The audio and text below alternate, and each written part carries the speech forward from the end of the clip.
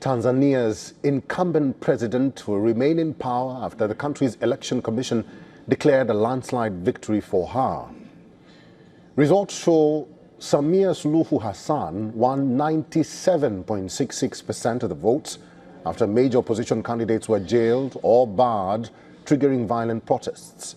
The main opposition party has claimed that hundreds of people have been killed by security forces since protests broke out on election day on Wednesday. Hassan has not made any public statement since the unrest began. Her government denies using excessive force but has blocked the internet and imposed a tight lockdown and curfew nationwide. President Hassan has sought to cement her position and silence critics in her party with an emphatic win in Wednesday's election. But the vote descended into chaos as crowds took to the streets of Dar es Salaam and other cities. Violent protests spilled across the border into Kenya.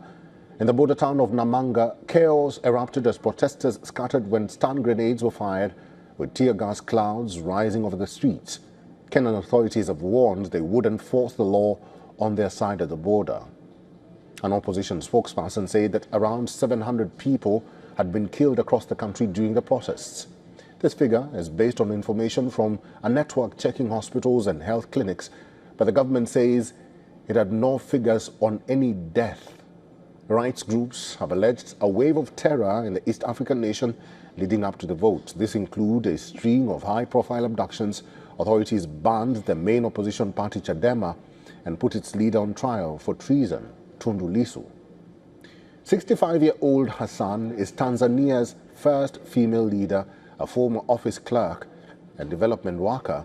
Hassan began her political career in 2000 in her native Zanzibar, a semi-autonomous archipelago. She rose through the ranks of the ruling Chama cha Mapinduzi, or CCM, until being picked by John Magufuli as his running mate for the 2015 election. In 2021, she took over the country after Magufuli's death. Analysts say Hassan faced huge pressure from powerful Magufuli allies within the party and tried to block her accession.